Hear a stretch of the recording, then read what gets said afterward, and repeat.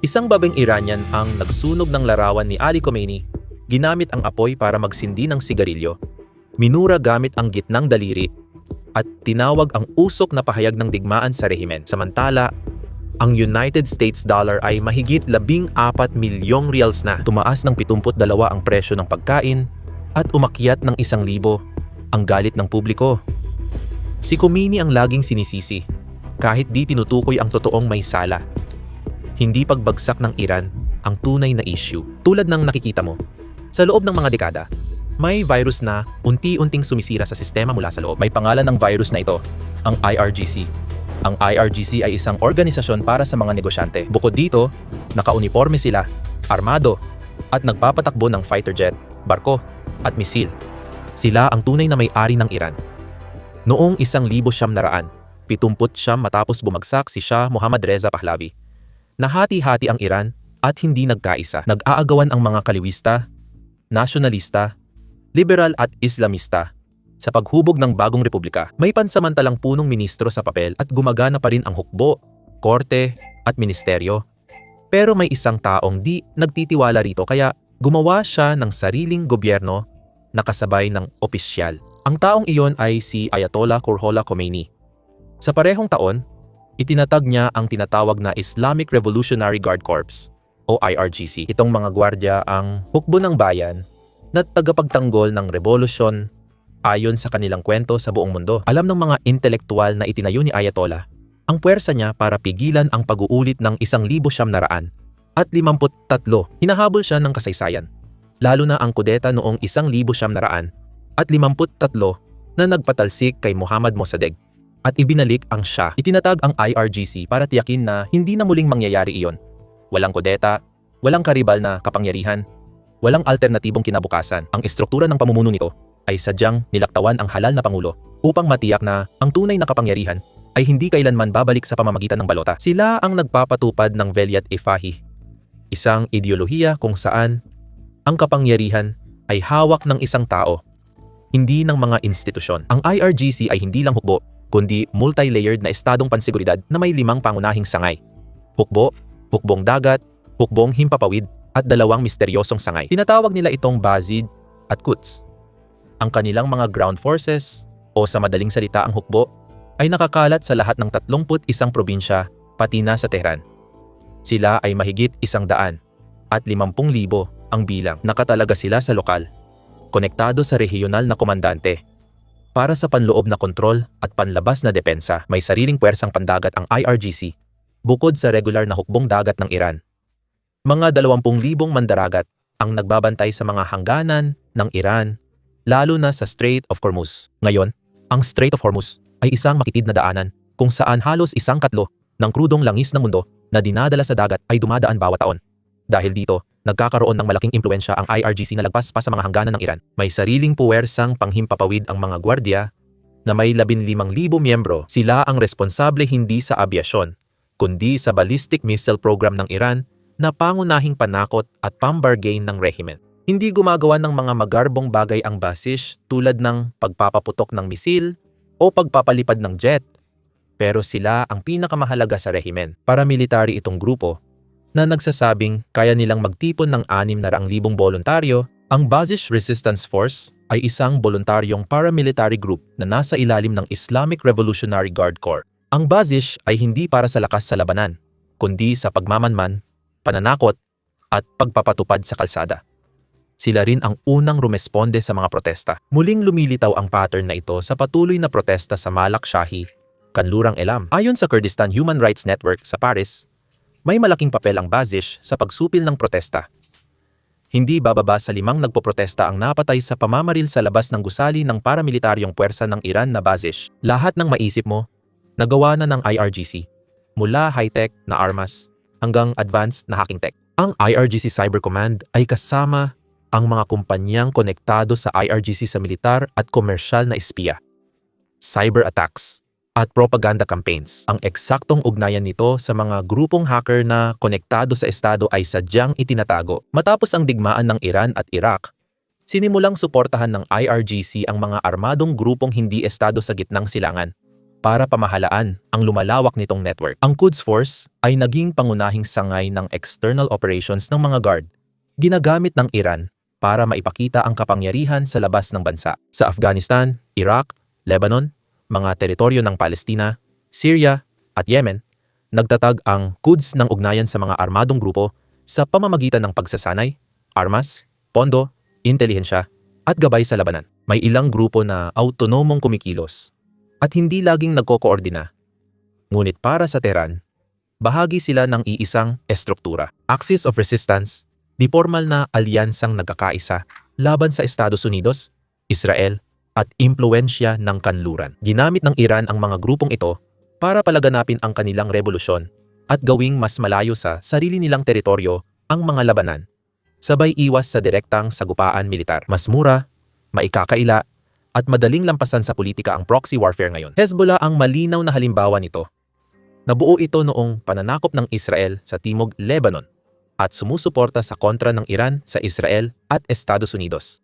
Kalaunan, ito ang naging pinakamakapangyarihang armadong grupong hindi estado sa rehiyon dahil sa pagsasanay, armas, at pondo mula sa IRGC. Nangyari rin ito sa ibang lugar. Nang sumiklab ang Arab Spring at digmaang sibil sa Yemen, pumasok ang IRGC. Gamit ang Quds Force, nagpadala ang Iran ng intelihensya, pagsasanay, at armas sa Houthi, na nagpalakas dito laban sa gobyerno ng Yemen at Saudi Arabia. Sa pagdaan ng panahon, naging sandata at pangunahing puwersa ang IRGC na nagpalakas kay Khomeini at humubog sa geopolitika ng Iran. Dahil sa pag-asa, lubos na umasa si Khomeini at ang sistema niya sa IRGC, kaya ito ang naging pinakamakapangyarihang grupo sa Iran at halos kontrolado ang bansa. Matagal na sundalo lang ang IRGC, pero nagbago ito noong dekada 1980. Pumasok ang IRGC sa ekonomiya matapos ang digmaan ng Iran at Iraq. Nang italaga silang magpatayo muli ng nasirang infrastruktura tulad ng kalsada, tulay at pipeline. Mahina ang estado kaya agad naging permanente ang pagmamay-ari ng rekonstruksyon. Mula roon, tuloy-tuloy ang kanilang pagpapalawak. Kontrolado ng Islamic Revolutionary Guard Corps ang 30-50% ng formal at di-formal na ekonomiya ng Iran. Mula sa institusyong militar, lumawak ito bilang pinakamalaking monopolistikong konglomerado ng bansa na sumasakop sa pambansang pamumuhay. Nasa gitna ng pag-agaw sa ekonomiya, ang Khatam Al-Anbiya Construction Headquarters, engineering arm ng IRGC. Lumitaw ito noong tinatawag na alon ng pribatisasyon noong huling bahagi ng 1980s at unang bahagi ng 1990s matapos ang pagkamatay ni Ayatollah Khomeini. Ngunit hindi ito tunay na pribatisasyon sa totoong kahulugan. Malawakang paglilipat ng ari-arian, yaman, at organisasyon mula gobyerno sa mga kaalyado ng rehimen. Malaking nakinabang ang mga general at opisyal ng IRGC, lalo na nang umalis ang mga dayuhang kumpanya dahil sa parusa sa nuclear program ng Iran. Isa-isang umatras ang mga dayuhang kumpanya ng gas, langis, at inhinyeriya na sinamantala ng Khatam Al-Anbiya na monopolyo agad ng kampo ang malalaking proyekto sa langis, gas, at petrochemical. Kaya naging pangunahing kontratista ng Estado ng Iran dahil sa kawalan ng kompetisyon at buong proteksyong pampolitika. Sa papel, nagtatayo ito. Pero sa totoong buhay, kumikita sa mga kontratang walang bidding, walang kompetisyon, direktang binigay sa IRGC companies ang daan-daang bilyong dolyar ng pambansang infrastruktura. Hindi dahil sila ang pinakamagandang opsyon, kundi dahil sila lang ang tanging pinayagang umiral. Kasama sa mga proyekto ang 2 BB South Potters Gas Field, 15B, plus pagpapalawak ng Tehran Metro, rekonstruksyon sa BAM, libu-libong kilometro ng highway, at marami pang proyektong dam. Hindi isinasaalang-alang ng mga pamumuhunang ito ang episyente, transparency, o benepisyo ng publiko. Pinili ang mga ito batay sa estratehikong leverage at pangangailangan ng institusyon sa pera. Ngayon, ang Khatam Al-Anbiya ay isang higante. Pinangungunahan nito ang infrastruktura, enerhiya, transportasyon, pagmimina, at mabigat na industriya na dumadaan sa mga subsidiary, front companies, at kaugnay na network. Gumagana ito bilang estado sa loob ng estado na kumukontrol sa kapital, paggawa, at access. Ang Khatam Al-Anbiya ay pangunahing instrumento sa resistance economy ng kataas-taasang pinuno. Inaangkin ng doktrinang ito na pinoprotektahan ang Iran mula sa parusa. Ngunit lalo lang nitong pinapalakas ang kontrol sa yaman at industriya. Tinutulungan nito ang rehimen na iwasan ang parusa, pondohan ang pagpapalawak militar, at pigilan ang pagtutol sa bansa habang dumaranas ng implasyon, kawalan ng trabaho, at mahinang infrastruktura ang mga Iranian. Nagpapatakbo ang IRGC ng sariling estado na suportado ng smuggling, protektado ng geopolitika, at walang pananagutan. Taon-taon, nasa $12.25 bilyong iligal na inaangkat ang dumadaan sa mga kanal ng IRGC. Ito ang mga produktong hindi binubuwisan na ibinabagsak sa pamilihan ng Iran, na nagpapababa ng presyo at nagpapahirap sa mga lehitimong negosyo. Hindi lang ito katiwalian, kundi isang digmaang pang-ekonomiya ng estado laban sa sariling uring produktibo. At hindi naman na parang si Khomeini o ang sistemang itinayo sa paligid niya ay kailanman nahiwalay sa ganitong pag-angkin sa ekonomiya. Kasabay ng kontrol ng IRGC, gumagana rin ang malawak na imperyong pang-ekonomiya ng kataas-taasang pinuno na nakasentro sa dalawang malaking entidad. Ayon sa ulat, ang Execution of Imam Khomeini's Order na ipinapatupad dahil sa utos ni Imam Khomeini ay may hawak na 75 hanggang $200 bilyong halaga ng ari-arian. Ito ang pinakamalaki holding company sa Iran. Sumasaklaw sa telekomunikasyon. Libo-libong kinumpiskang ari-arian, mga bangko gaya ng Asina Bank, at malalaking bahagi sa langis at gas. Hindi ito sumasagot sa parlamento, nagbabayad ng buwis, o naglalathala ng malinaw na ulat sa pananalapi. Kasama rito ang Mostaza Fund Foundation na may $45 bilyong na ari-arian at nagpapatakbo ng 500+ kumpanya sa halos lahat ng sektor ng ekonomiya. Tulad ng EICO, malaya ito sa pagsusuri at buwis. Hindi nakikipagkumpetensya ang mga pundasyong ito. Sila ay nag-aalis. Kahit sinong independenteng negosyante, ang pribadong kumpanya na walang proteksyong pampulitika ay itinataboy sa merkado. Ang tinatawag na pribatisasyon sa Artikulo 44 ay isa sa pinakamalaking organisadong paglilipat ng yaman sa modernong kasaysayan ng Iran. Noong 2000 at 2013 mahigit, 100 bilyong halaga ng ari-arian ng estado ang naipasa. Tinatayang 60 hanggang 80% ng yaman na iyon ay direktang napunta sa mga kumpanyang konektado sa IRGC at sa mga pundasyong kontrolado ni kataas-taasang pinuno. Hindi lang ideolohiya, kundi pati paggawa ng pera ang nagpapatibay sa mapagsamantalang sistema. Hindi na gumagana bilang awtoridad sa pananalapi ang sentral na bangko ng Iran. Naging isang permanenteng makina na lang ito ng pag-imprenta ng pera na may tungkuling pondohan ang kakulangan ng estado at takpan ang mga pagkalugi ng mga bangkong nalugi na konektado sa politika. Ang pinsala ay sinadya, estruktural, at lubhang mapanira. Ang inflasyon ang nagsasalaysay ng kwento. Nag-average ng 25-30 noong dekada 70 tumaas ang inflasyon sa 44 hanggang 45 noong 2000 at 12 at 2013. Mula 2000 at 21 hanggang 2024 nanatili ito sa 40-50. Ang resulta ay malungkot. 3 dekada. Ang Iranian rial ay bumagsak ng 970% laban sa dolyar. Mula 70 reals bawat dolyar noong 1979 hanggang higit 1,000,000 pagsapit ng 2025. Ito ay sumusunod sa isang tiyak at mabagsik na pattern. Ang bagong likhang pera ay hindi pantay-pantay na pumapasok sa ekonomiya. Dumadaan muna ito sa mga kontratista, bangkong konektado sa estado, at pribilehiyadong kumpanya ng IRGC. Binibili nila ang ari-arian at kalakal bago tumaas ang presyo. Winasak ng inflasyon ang halaga ng pera ng mga manggagawa, retirado at maliliit na nag-iipon. Isang naranasang katotohanan. Hindi lang teorya. Nakumpiska ang ipon ng gitnang uri, bumaba ng 50 hanggang 70% ang sahod mula 2,000 at 11 at halos wala ng halaga ang pondo sa pagreretiro. Legal itong pandarambong sa bansa. Kasabay nito ay ang multi-tiered na sistema ng palitan ng pera ng Iran. Isa pang makina ng pagsasamantala. Ang mga entity na konektado sa politika ay bumibili ng imported na produkto sa mababang opisyal na palitan. Tapos ibinebenta ito sa presyong malayang palitan. Ang diferensya ay nagdudulot ng 15-30 bilyong dolyar kita taon-taon. Ipinapakita ng mga eskandalo ang sistema. Noong 2023, nabunyag sa Iranian tea scandal ang paglihis ng 300 at 37 bilyon sa subsidized na foreign exchange dahil sa smuggling at panlilinlang. Hindi ito anomalya, kundi talagang disenyo ng sistema.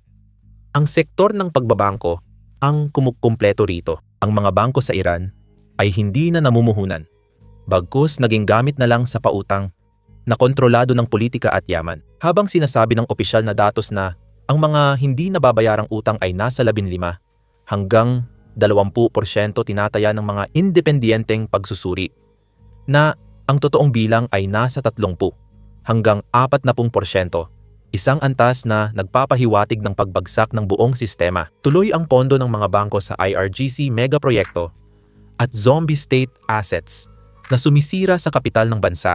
Kasabay nito, nagsulputan sa buong bansa ang mga hindi lisensyadong institusyong nagpapautang na kumikilos bilang mga pyramiding scheme na kalaunan ay bumagsak at winasak ang ipon ng milyon-milyon. Pinapayagan ito ng batas.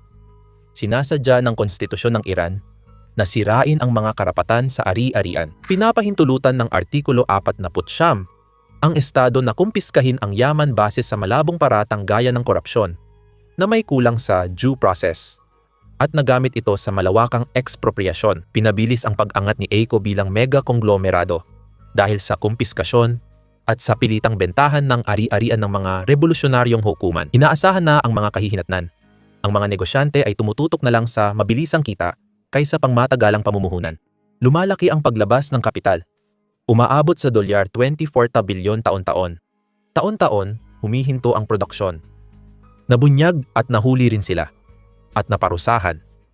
Simula 2000 at 10 paulit-ulit ng pinarusahan ng United States ang Khatam al-Anbiya.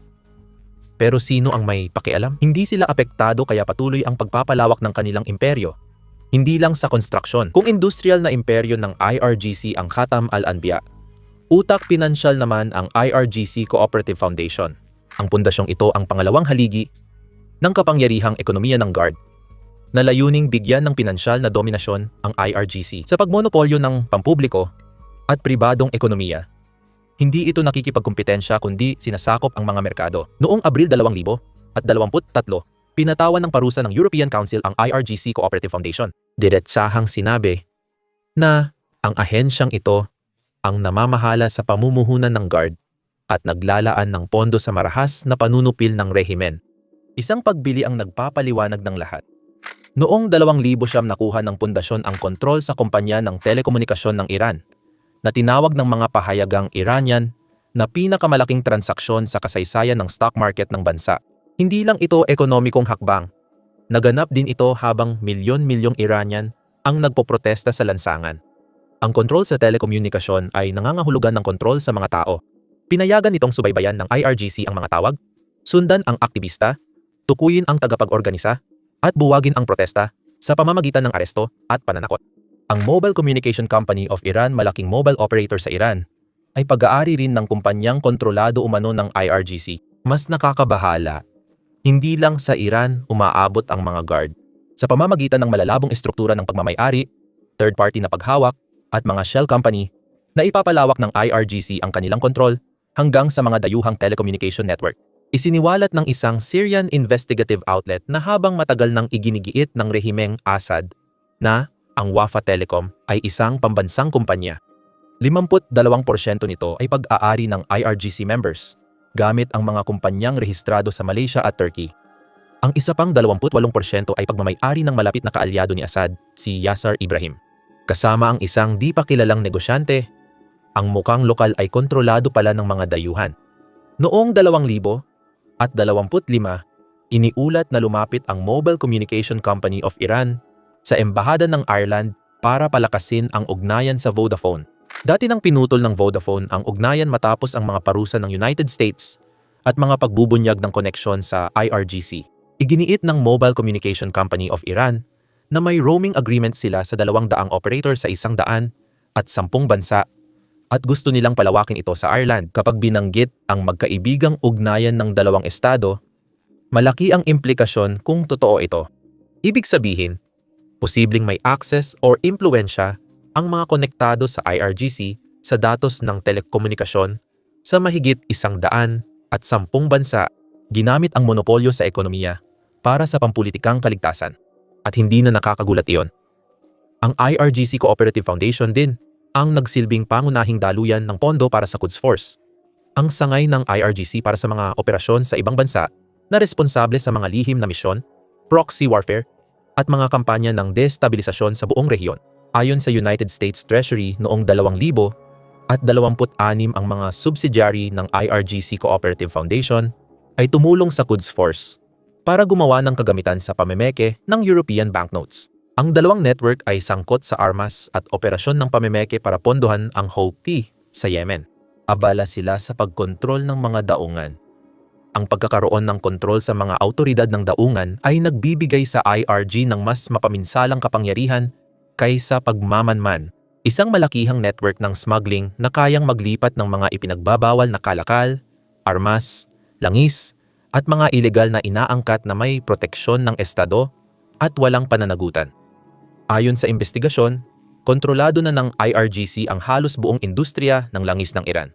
Hindi lang produksyon, pati transportasyon, lohistika, front company, at mga lihim na shipping network ng ipinagbabawal na krudo sa mundo. Tanker, broker, at shell company. Lahat ay bahagi ng isang lihim na sistema. Ang China ang sentro ng lahat nito. Pangunahing customer pa rin ng langis ng Iran ang China sa pamamagitan ng Haokun Energy, isang Chinese front company na pinapatakbo umano ng dating opisyal militar. Kahit pinarusahan ng United States, tuloy pa rin ang pagtulong nito sa bentahan ng langis ng Iran. Ayon sa mga source na konektado sa intelihensya, minamadali ng IRGC ang pagbenta ng langis na nakaimbak sa China dahil sa inaasahang mahigpit na parusa sa ilalim ni Pangulong Donald Trump. Inutusan ng mga awtoridad ng Iran ang IRGC na ilabas ang ipinagbabawal na krudo sa Dalian Port gamit ang intermediary na kumpanya para itago ang pinagmulan. Mahalaga ito dahil ang langis ay nangangahulugan ng kapangyarihan. Ipinapakita ng sariling pambansang budget ng Iran ang laki ng paglilipat ng kapangyarihang ito. Kahit may matinding parusa, patuloy kumikita ang Islamikong Republika. Kumikita ng mahigit 50 bilyon kada taon mula langis at dolyar. 126 bilyon ay direktang napupunta sa IRGC. Ang perang iyon ang ginamit ng bantay para magbenta ng langis sa mga Chino at ilihis ang kita sa sandata, milisya at proxy war sa rehiyon. Baka itanong mo, paano ang parusa? Nalusutan din nila yon. Sistematikong iniiwasan ang mga parusa. Noong Mayo 2022, isiniwalat ng United States Treasury na ang Quds Force ng IRGC ay may direktang operasyon ng international na oil smuggling at money laundering network. Sabi ng Office of Foreign Assets Control, ang network na ito ay tumulong sa bentahan ng daang milyong dolyar na langis mula Iran. Direktang napunta ang pera sa IRGC, Quds Force at Hezbollah, hindi sa ekonomiya ng Iran. Sa operasyon, may opisyal ng Quds Force na itinalaga ng United States at nagtatrabaho sa dating IRGC Quds Force, komandante na si Rostam Ghasami. Hindi gumagana mag-isa ang network nila. Sinuportahan ito ng matataas na opisyal ng Russia at mga institusyong pang-ekonomiya. Kaya naging geopolitical na alyansa ang pag-iwas sa parusa. Nire-rebrand ang langis ng Iran gamit ang Shadow Fleet sa tubig ng Malaysia at Singapore. Pinapatay ng tanker ang transponder, pinepeke ang dokumento, at nire-relabel ang krudong langis ng Iran na parang galing sa Iraq, United Arab Emirates, Oman o Malaysia. Pagkalinis, dinadala ang langis sa maliliit na independenteng refinery sa China na tinatawag na teapot. Sa loob ng maraming taon, ang Shandong Port ang naging pangunahing sentro ng kalakalan na ito. Ngunit ipinapakita ng datos ng pagsubaybay sa mga tanker ang biglang pagtaas ng mga padala sa Dalian Port na nagpapahiwatig ng isang adaptibong network na patuloy na nagbabago para makaiwas sa pagpapatupad ng batas. Noong Disyembre 2024 binan ng United States Treasury ang 45 tanker na nagdadala ng langis ng Iran sa Shandong. Ngunit ayon sa datos, malawak pa rin ang Shadow Fleet. Mahigit 100 barkong bahagi ng network na ito ang hindi pa rin napaparusahan at patuloy nagdadala ng langis ng Iran kahit nabawasan ang volume. Patuloy pa rin ang mga operatiba mula Iran ay bumibiyahe sa Iran at Turkey. Kumokordina ng ilegal na bentahan ng langis at nilalabhan ang kita para itago ang pinagmulan. Isang operatiba lang ang nag-ayos ng transportasyon ng 1,000 tonelada ng langis para sa mga opisyal ng IRGC. Isang opisyal ng IRGC ang nagpasimuno ng bentahan ng langis mula Petróleos de Venezuela, Sociedad Anonima Kumpanyang Pag-aari ng Venezuela, na patunay na lagpas sa gitnang silangan ang smuggling ng gwardiya. Ang mga epekto ng buong sistema ay hindi basta-basta lang. Ito ay isang trahedyang pantao. At ngayon ay isa ang Iran, sa may pinakamataas na antas ng brain drain sa buong mundo. Tinatayang 150,000 hanggang 180,000 edukadong Iranian, tulad ng inhinyero, doktor, siyentipiko, at negosyante, ang umaalis sa bansa taon-taon. Hindi lang sila tumatakas sa kahirapan, kundi sa sistemang ang tagumpay ay base sa katapatan at koneksyon, hindi sa talento o sipag. Sumabay ang pagtaas ng kahirapan. Opisyal, 25-30% ng Iranian ay nasa ilalim ng poverty line. Ngunit sa mas makatotohanang pagtataya, mahigit kalahati ng populasyon ang lubog sa kahirapan. Inaapi ang kababaihan dahil sa mga batas. Bawal silang sumali sa ilang paligsahan at madalas makulong o hatulan ng kamatayan ang mga aktivistang humihingi ng pagbabago dahil sa kasong pambansang seguridad. Ayon sa batas ng pamana, mas doble ang natatanggap ng anak na lalaki kaysa babae. Sa Iran, nawala na ang tiwala sa institusyon, pera, at maging sa isa't isa. Dumarami ang kabataang Iranian na di kayang magpakasal o magkaanak, kaya bumaba ang antas ng kapanganakan sa ilalim ng kapalit. Sinisisi ng rehimen ang Estados Unidos at mga parusa ng Europa sa pagbagsak na ito. At mahalaga nga ang mga parusa. Malaki ang reserba ng langis ng Iran, pero hindi ito na ibebenta sa tamang halaga. Ayon sa Iran Open Data Project, nawawala ang halos 20% ng posibleng kita ng Iran mula sa pag-export ng langis upang iwasan ang parusa ng United States kahit tumataas ang export sa China at Malaysia. Kinailangang ibenta ang langis sa mga hindi direktang ruta na magastos, hindi epektibo, at puno ng korupsyon. Kumukuha ng porsyento ang middleman at smuggler. At kahit ang kaalyado gaya ng China ay humihingi ng malaking diskwento sa tensyonadong geopolitika. Pero ito ang katotohanang di aaminin ng rehimen. May mga pagpipilian pa rin ang Iran kahit may parusa. Pinanatili nito ang ugnayang diplomatiko at pang-ekonomiya sa China at Rusya dahil sa magkaparehong interes sa geopolitika. Kung may maayos na pamahalaan at tapat na pamamahala, sana ay napatatag ng Iran ang ekonomiya nito. Sa halip, pinili ng gobyerno at ng IRGC ang sarili nila, mga kumander ng IRGC. Ang pamilya Khomeini at mga elitista ng rehimen na konektado sa mga gwardya ay pinuno ang kanilang mga bulsa, habang ang mga karaniwang Iranian ay hirap makabili kahit isang pirasong tinapay. Ang pagbagsak ng pera ang nagsasabi ng buong kwento. Noong 1979, isang United States ay 70 reals. Pagsapit ng 2026, lumampas na ito sa 14 milyong reals. Sa loob ng 4 na dekada, halos 20,000 beses na bumaba ang halaga ng pera ng Iran. Ngayon, pumasok na ang krisis sa isang bagong yugto. Nauubusan ng tubig at pagkain ang mga tao, at buong rehiyon ay nanganganib ang kaligtasan dahil sa kakulangan. Kapag nagpoprotesta ang tao at humihingi ng dignidad, karahasan ang sagot. Simula ng protesta, hindi bababa sa 100, 72 ang namatay dahil sa krisis sa ekonomiya at laban sa gobyerno. Lahat ng ito ay humahantong sa isang konklusyon. Pagod na ang sistemang Khomeini era at walang nakakaalam kung kailan ito babagsak. Karaniwang hindi bumabagsak ang mga authoritarian na sistema ayon sa schedule. Mukha silang malakas, pero bigla ring humihina. Pinapakita ng kasaysayan na ang ganitong mga rehimen ay hindi basta bumabagsak dahil sa panlabas na presyon, ekonomiya, o alitan sa kapangyarihan. Bumabagsak sila kapag nawala ang lehitimasyon, kahit may baril, kulungan, pera, koneksyon, at propaganda pa ang Islamikong Republika. Lagi nitong pinapaalala na ito ay malupit at makapangyarihan. Ngunit iba ang autoritaryong kapangyarihan sa tunay na autoridad. Ang autoridad ay nakasalalay sa paniniwala at matagal na itong nabasag. Hindi sa parusa, protesta, o pagbagsak ng ekonomiya, nagsimula ang pagbagsak ng sistema ni Khomeini. Nagsimula ito nang makita ng mga tao ang tunay na kulay nito at napagtanto nilang sinasadya silang gamitin ng sistema para sa sariling kapakinabangan. Ang mga Iranian ang magpapasya kung konstitusyonal na monarkiya, demokratikong republika, o ibang sistema ang magiging hinaharap ng Iran. Ngayon malinaw na, ang pangunahing kaaway ng rehimeng ito ay hindi na mula sa labas ng Iran, kundi ang mga taong tumigil maniwala at nagsalita na